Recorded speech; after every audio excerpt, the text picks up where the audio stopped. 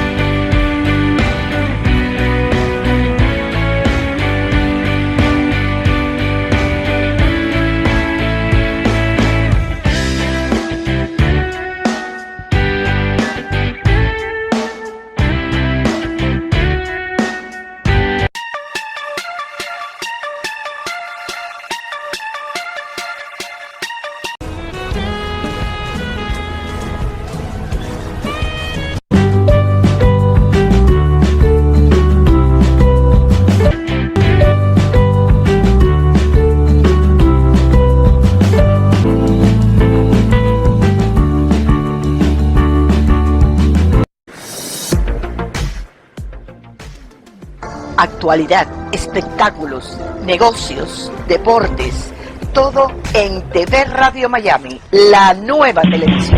Agustín Rangugli, un periodista sin libreto.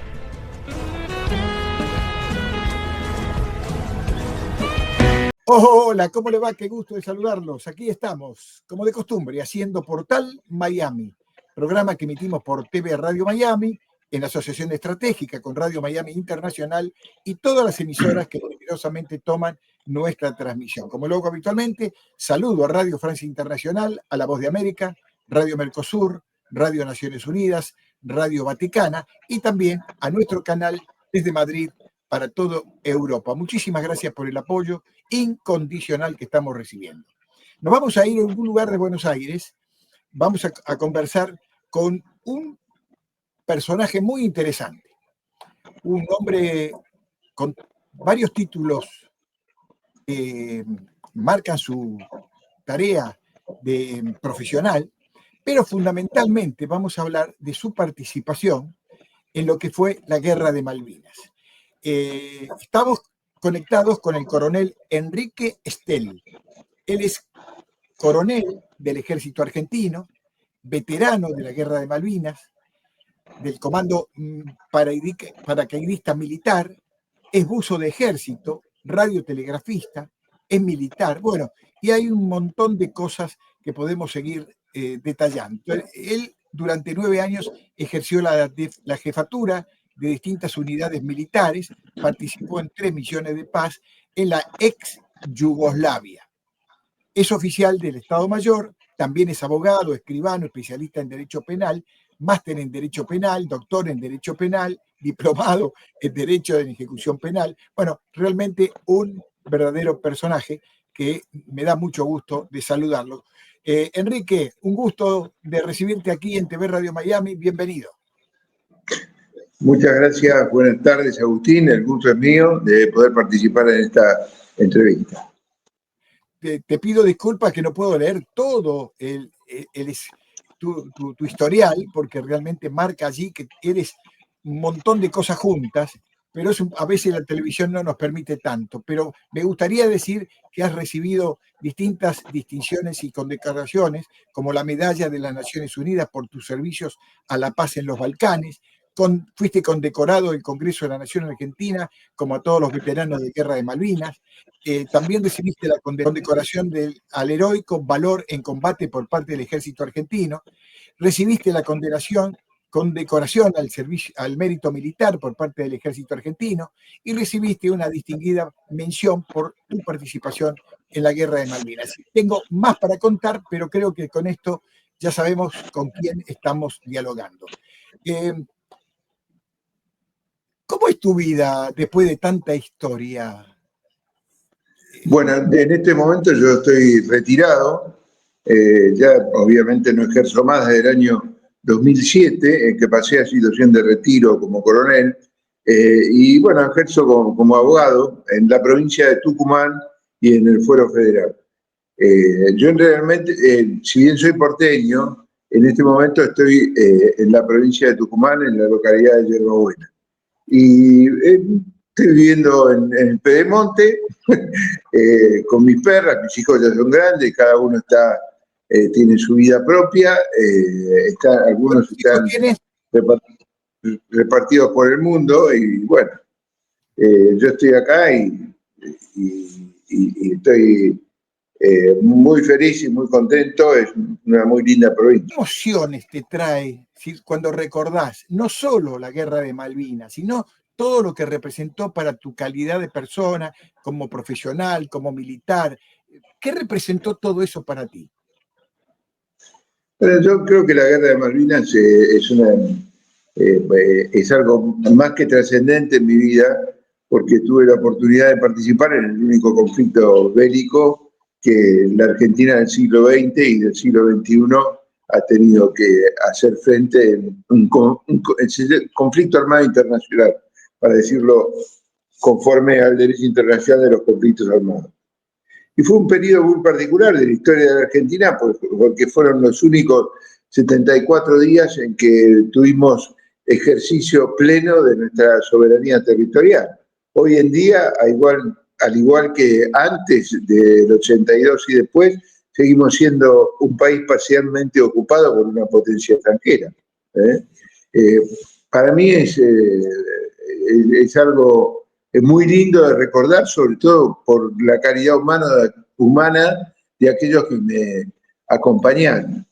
Ser comando es algo muy especial dentro de la vida de un militar, y yo fui con la compañía de comando 602 y todos mis camaradas eran seres humanos altamente capacitados y con valores espirituales y morales bastante difíciles de encontrar, razón por la cual me pone muy feliz y muy contento.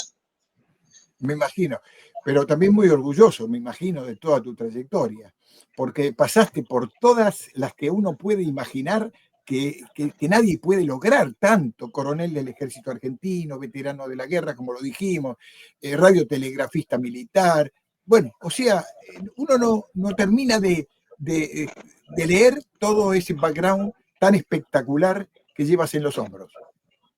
Sí, está bien, pero en realidad soy una persona muy inquieta, no me puedo quedar, como muchas veces dije, tomando mate abajo del alero del jardín, y bueno, y siempre estoy haciendo cosas, y me propongo metas y voy y las alcanzo, ¿no? Es una forma de vivir que tengo yo también, claro. Es un trabajo propio de mi personalidad, de hacer cosas permanentemente. Necesito fijarme objetivos y tratar de alcanzarlos. Saliendo un poco de tu persona, ¿qué pensás de la OTAN? ¿Cuál es la importancia? ¿Cuál es el rol que jugó esta institución en el desarrollo del conflicto de las Malvinas? Bueno, muchas veces se dice que Argentina combatió contra la OTAN y la verdad es que yo pienso que no. Y los fundamentos son los siguientes. La OTAN es una organización que en el año 1982 tenía 14 o 15 miembros. Hoy en día tiene más de 30, creo que son 33 o 34. Y en su momento, la OTAN es para el Tratado del Atlántico Norte. Este conflicto se desarrolló en el Atlántico Sur.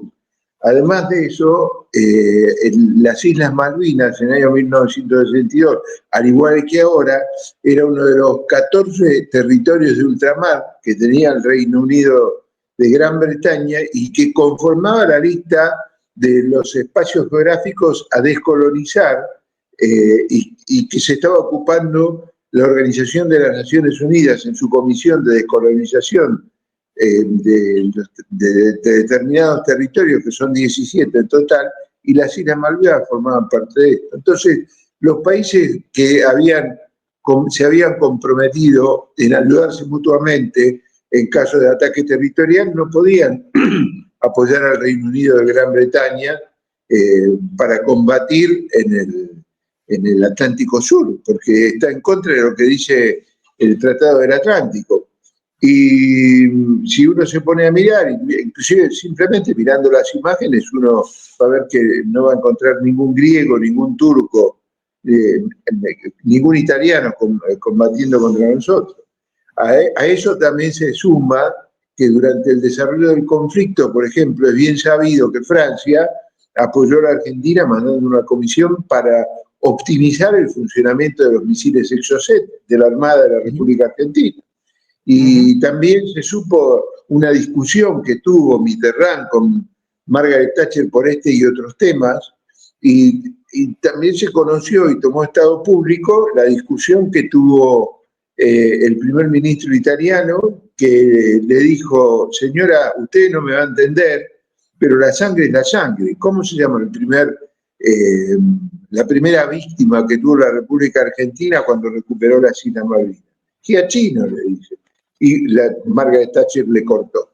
Es decir que además nos apoyaron todos, ¿no? en nuestra actitud de recuperar las Islas Malvinas. Y en realidad nosotros combatimos contra el Reino Unido de Gran Bretaña, es decir, Escocia, Gales, Inglaterra e Irlanda del Norte, con el apoyo logístico de Estados Unidos y el apoyo de nuestros supuestos hermanos de la República Chilena. Ese fue nuestro enemigo. Claro. Uno tiene que pasar, cuando uno repasa todo lo que fue la experiencia de las Malvinas, con sus implicancias políticas internacionales, con la participación de grandes entes de representación, como por ejemplo estábamos hablando de la OTAN. Sí. Qué orgullo haber defendido a la patria como la defendieron ustedes. Más allá del resultado final, ¿no? Que ya sabemos que estuvo influido por un montón de cosas externas a la lucha que ustedes llevaron adelante. Bueno, muchas veces se dice que Argentina combatió contra la OTAN y la verdad es que yo pienso que no. Y los fundamentos son los siguientes. La OTAN es una organización que en el año 1982 tenía 14 o 15 miembros. Hoy en día tiene más de 30, creo que son 33 o 34. Y en su momento, la OTAN es para el Tratado del Atlántico Norte. Este conflicto se desarrolló en el Atlántico Sur. Además de eso, las Islas Malvinas en el año 1962, al igual que ahora, era uno de los 14 territorios de ultramar que tenía el Reino Unido de Gran Bretaña y que conformaba la lista de los espacios geográficos a descolonizar y que se estaba ocupando la Organización de las Naciones Unidas en su comisión de descolonización de determinados territorios, que son 17 en total, y las Islas Malvinas formaban parte de esto. Entonces, los países que se habían comprometido en ayudarse mutuamente en caso de ataque territorial no podían apoyar al Reino Unido de Gran Bretaña para combatir en el Atlántico Sur, porque está en contra de lo que dice el Tratado del Atlántico. Y si uno se pone a mirar, inclusive simplemente mirando las imágenes, uno va a ver que no va a encontrar ningún griego, ningún turco, ningún italiano combatiendo contra nosotros. A eso también se suma que durante el desarrollo del conflicto, por ejemplo, es bien sabido que Francia apoyó a la Argentina mandando una comisión para optimizar el funcionamiento de los misiles Exocet de la Armada de la República Argentina. Y también se supo una discusión que tuvo Mitterrand con Margaret Thatcher por este y otros temas, y también se conoció y tomó estado público la discusión que tuvo el primer ministro italiano, que le dijo: señora, usted no me va a entender, pero la sangre es la sangre. ¿Cómo se llama la primera víctima que tuvo la República Argentina cuando recuperó las Islas Malvinas? Giachino, le dice. Y Margaret Thatcher le cortó. Es decir que además nos apoyaron todos, ¿no? en nuestra actitud de recuperar las Islas Malvinas. Y en realidad nosotros combatimos contra el Reino Unido de Gran Bretaña, es decir, Escocia, Gales, Inglaterra e Irlanda del Norte, con el apoyo logístico de Estados Unidos y el apoyo de nuestros supuestos hermanos de la República Chilena. Ese fue nuestro enemigo. Cuando uno repasa todo lo que fue la experiencia de las Malvinas, con sus implicancias políticas internacionales, con la participación de grandes entes de representación, como por ejemplo estábamos hablando de la OTAN, Sí. qué orgullo haber defendido a la patria como la defendieron ustedes, más allá del resultado final, ¿no? Que ya sabemos que estuvo influido por un montón de cosas externas a la lucha que ustedes llevaron adelante. Te comento que le dimos, pese a que nosotros nos rendimos, le presentamos un durísimo combate al enemigo y logramos de esa manera un profundo respeto por parte de ellos. En infinidad de libros que ellos han escrito, del almirante Woodward, entrevistas que se han hecho con personalidades destacadas y demás, ellos han reconocido que enfrentaron un enemigo en sus 3 fuerzas armadas muy superior a lo que ellos pensaban. De hecho, hay un libro que se llama No Picnic, no es un picnic, no fue un picnic. Ellos pensaban que iban a venir a pasear acá y se encontraron a 2 o 3 días de llamar a Margaret Thatcher y decirle que volvían. Eso está escrito y firmado por el propio almirante Woodward, ¿no? En lo personal, en tu caso personal, como prisionero de guerra que fuiste, ¿qué experiencia podés contar? Bueno, yo fui un prisionero de guerra muy particular, porque en realidad fui prisionero de guerra por voluntad propia. Cuando había terminado la guerra, nosotros nos mandaron a todos al primer campo de prisioneros que se conformó en el aeropuerto de Puerto Argentino. Después hubo otro en Bahía Ajax y otro en el medio de una zona de seguridad en el Océano Atlántico, donde estábamos arriba de un viejo buque de turismo que se llamaba Saint Edmund. Cuando nos mandan al aeropuerto de Puerto Argentino, bueno, estuvimos un par de días y después dicen, bueno, tienen que ir a la ciudad y ahí van a ser embarcados para remitirlos al continente. Y cuando llegamos ahí, mi jefe, que era el mayor Aldo Rico, entró en discusión con uno de las personas que nos controlaban y lo pusieron rodilla a tierra con un fusil encargado en la nuca. Entonces nosotros le preguntamos a esos soldados ingleses qué iba a pasar con el mayor y estos soldados dijeron, el mayor va a quedar acá y va a ir al campo de prisioneros de guerra. Entonces nosotros le dijimos a esa persona, si mi jefe queda prisionero, nosotros nos quedamos con él. Y nos quedamos presos con el mayor y fuimos a Bahía Ajax, en donde había un frigorífico que estaba desactivado, y después estuvimos arriba de un buque, como dije. La verdad es que los ingleses fueron muy correctos, aplicaron el tercer convenio de Ginebra como corresponde, nos dieron la atención sanitaria, la comida necesaria, inclusive nos pagaron un sueldo, que es lo que dice el convenio, y nos trataron bien. Por supuesto que obviamente un prisionero de guerra no está alojado ni siquiera en un hotel de un estreno, ¿no? Claro. Dormíamos en el piso, comíamos, yo comía en una lata de dulce, tenía como único utensilio una cuchara, pero satisfecho, realmente, más allá de que las condiciones no eran las mejores, realmente no puedo, digamos, expresar ninguna, digamos, ningún relato como podemos escuchar acerca de los prisioneros de guerra en la Segunda Guerra Mundial. Realmente me saco el sombrero por la forma en que nos trataron los ingleses cuando estuvimos en calidad de prisioneros de guerra durante un mes, desde el 14 de junio hasta el 14 de julio, en que fuimos repatriados en Puerto Madryn. Qué interesante tu vida y sobre todo tu experiencia que llevaste en este conflicto de las Malvinas.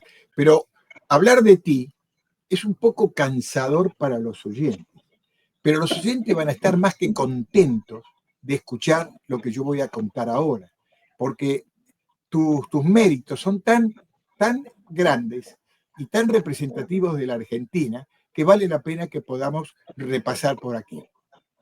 Nuestros oyentes nos van a agradecer de escuchar que estamos dialogando con Enrique Estel, coronel del Ejército Argentino retirado, veterano de la Guerra de Malvinas, comando, paracaidista militar, buzo del Ejército, radiotelegrafista, militar mecanizado, blindado. Durante 9 años ejerció la jefatura de distintas unidades militares, participó en 3 misiones de paz en la ex Yugoslavia.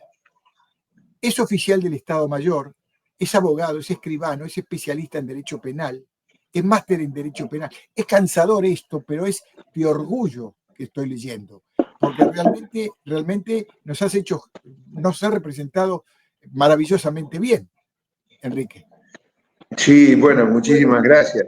Yo te agradezco todas estas alabanzas y felicitaciones,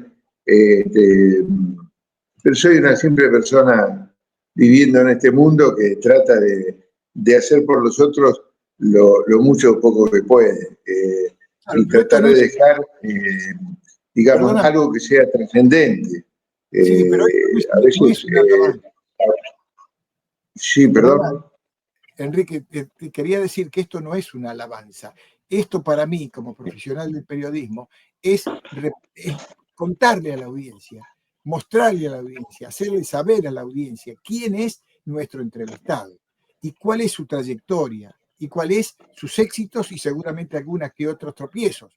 Pero entrando en este tema, me gustaría que me cuentes un poco cómo te fue en otras guerras. A ver, ¿qué te pasó en Yugoslavia, por ejemplo? Bueno, en algunos casos Yugoslavia fue peor todavía. Yo recuerdo cuando fui al cuartel general de las Naciones Unidas en Zagreb, me dijeron, este es su escritorio, esta es su computadora, este es su casco y este es su chaleco antibala. Si escucha la sirena, tiene que bajar al búnker del edificio y ahí quedarse hasta que ordenen que usted puede regresar a esta, que va a ser su oficina. Y creo que pasaron 15 minutos en que sonó la sirena y fuimos al búnker. Realmente era un tanto desesperante eso, porque desde un lugar que se llamaba el Bolsón de Bihać, los serbios agredían la ciudad de Zagreb, lo cual es un delito, ¿no? Pero no importa lo que hacían, y lanzaban unos misiles de corto alcance, porque estaban muy cerca de la ciudad, que impactaban en cualquier parte de la ciudad. Es un crimen de guerra. Pero lo hacían, y lo cierto es que teníamos que participar de esas actividades. Y la verdad que yo vi situaciones horrorosas en la ex Yugoslavia, peor que en la guerra de Malvinas. Ese fue un conflicto muy cruel. Tal vez no se tiene plena conciencia, pero por citar un ejemplo, había chicos que volvían de la escuela a sus casas y encontraban la cabeza de sus padres en platos arriba de la mesa. Es tremenda, ¿verdad? Y yo tenía personal que dependía de mí, que eran traductores serbios y croatas, que asistían a las tropas de paz, y cuando uno iba, porque yo les pagaba, tenía la responsabilidad de tomar contacto con ellos y pagarles el sueldo, uno entraba en unos espacios geográficos de casas destruidas, en caminos que no se podían transitar más que a pie para poder llegar a los lugares, y cuando uno llegaba a un checkpoint, que así se llamaba, y estaban todos reunidos, bueno, estaban rodeados con casamatas, bolsas. Fue un conflicto muy feo, realmente me dejó un sabor muy amargo y peor que el de la guerra de Malvinas. Y pude compararlo porque yo fui a la ex Yugoslavia en el 95 y 96 y la guerra de Malvinas fue en el 82. Algo muy distinto, un combate convencional, ajustado a todas las convenciones en Malvinas y en la ex Yugoslavia, violaciones sistemáticas al derecho internacional de los conflictos armados. Fue muy cruel porque se odiaban, las personas enfrentadas se odiaban unas a otras.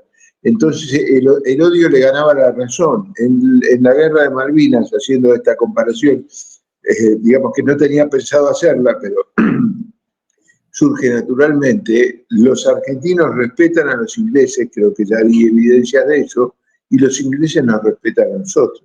Con posterioridad a la guerra, yo me reuní con personas con las cuales estuve enfrentadas en la guerra de Malvinas, porque tenía acceso a la embajada del Reino Unido de Gran Bretaña en Argentina y estuve charlando con el agregado militar inglés que había estado combatiendo en la guerra de Malvinas.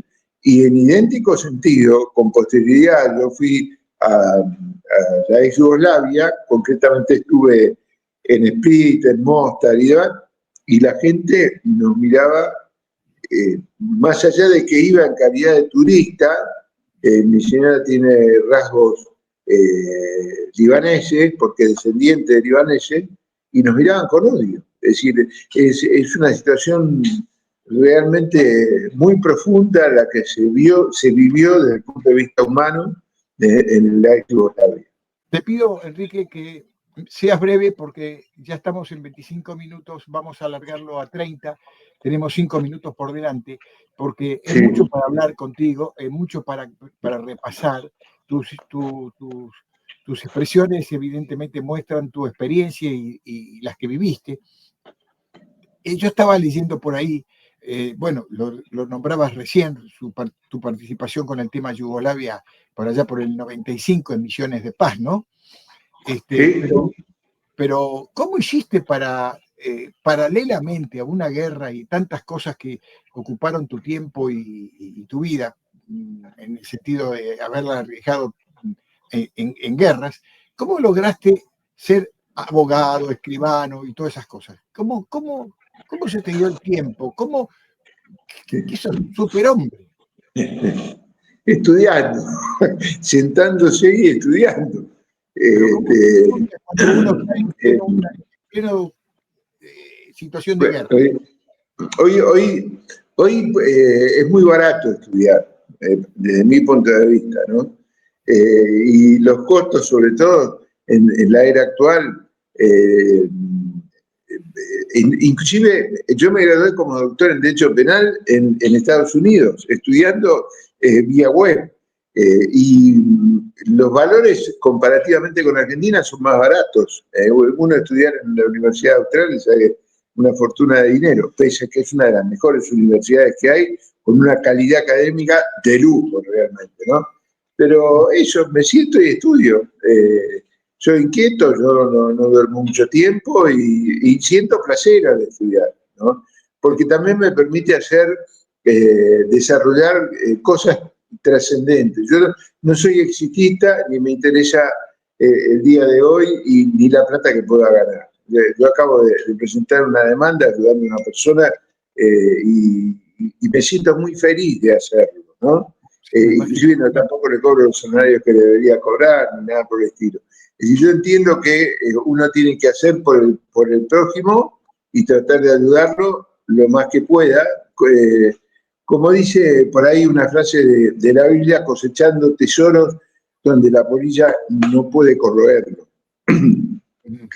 Así que bueno, eso es, ¿no? Simplemente vivir y tratar de encontrar satisfacción, ¿no?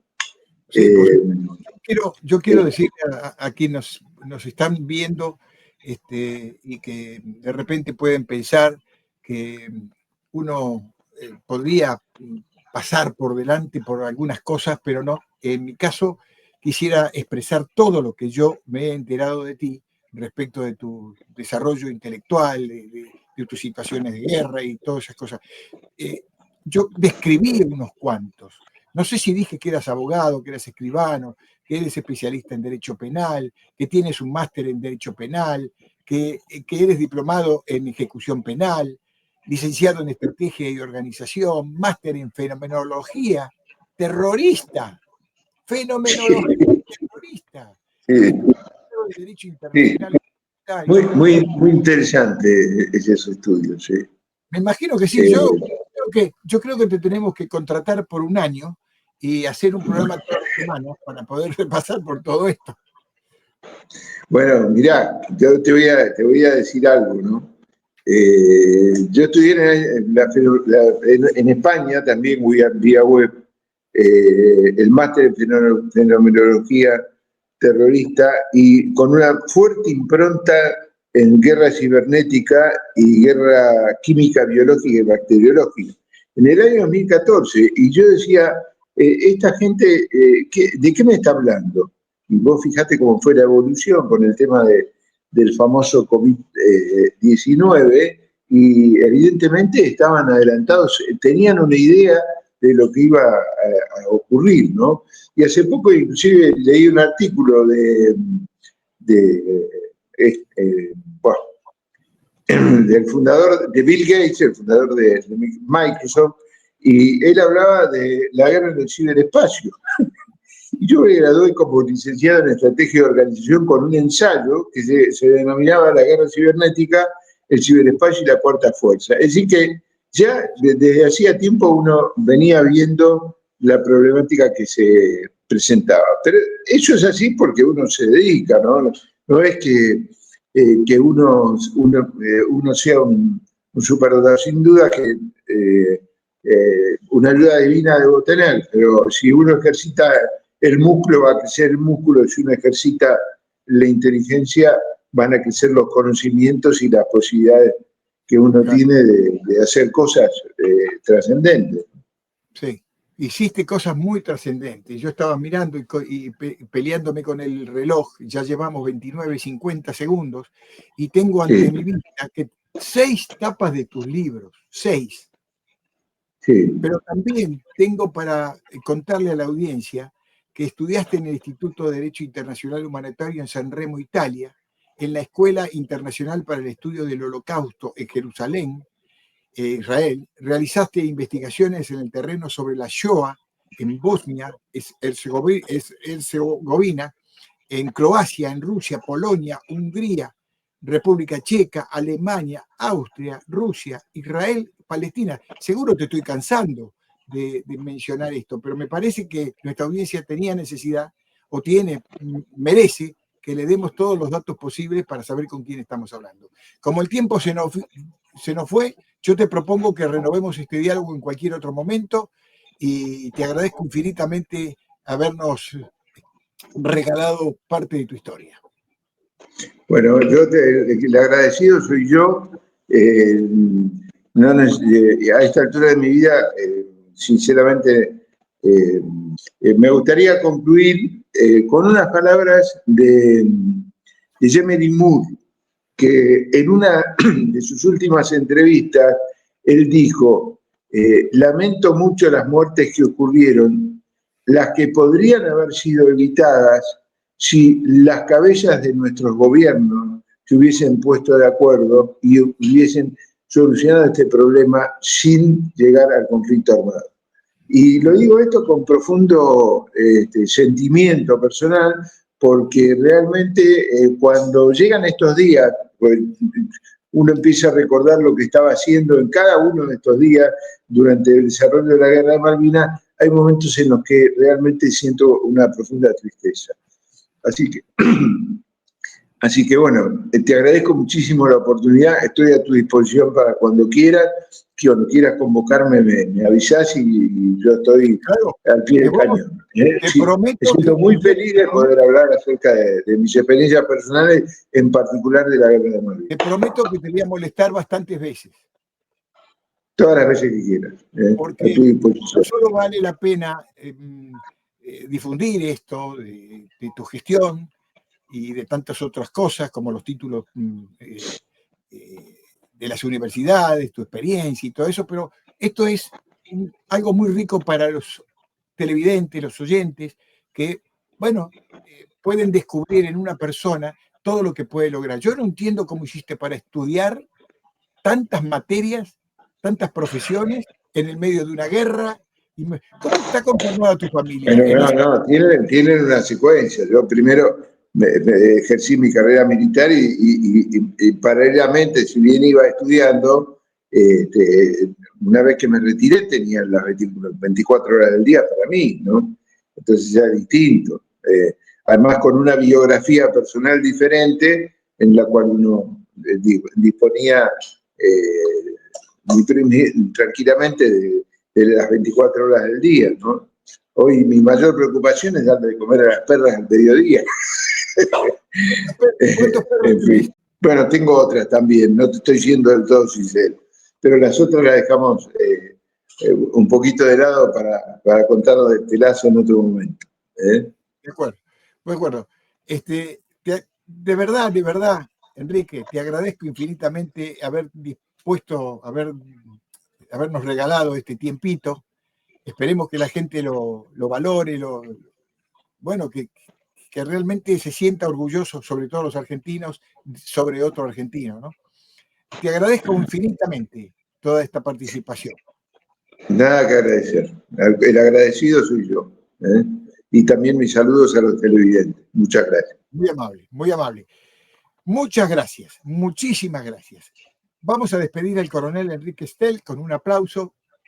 Cada uno de todos ustedes que estén detrás de la pantalla, regálenle un aplauso, una felicitación, porque es un argentino que nos representa y eso vale muchísimo. Y además, un hombre que defendió la patria, luchando en distintos lugares del mundo y tantas otras cosas que realizó. Así que, bueno, realmente un lujo haberle presentado a ustedes al coronel doctor Enrique Estel. Hacemos la pausa y venimos enseguida.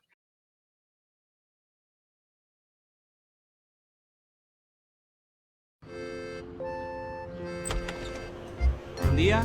Buen día. Buen día. Hola, buen día, chicos. Buenos días.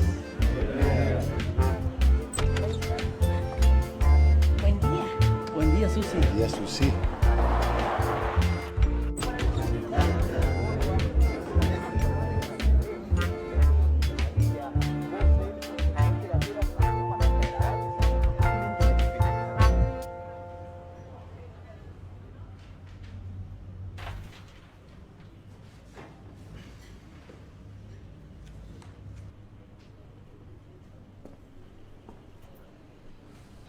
¿Saluda del señor o podemos dormir juntos? Buenos días. Buen día. Buenos días. Bueno, como decíamos, para la zona sur... La buena costumbre de saludar, contagiémosla. Respeto, solidaridad, unión, honestidad. Contagiemos valores.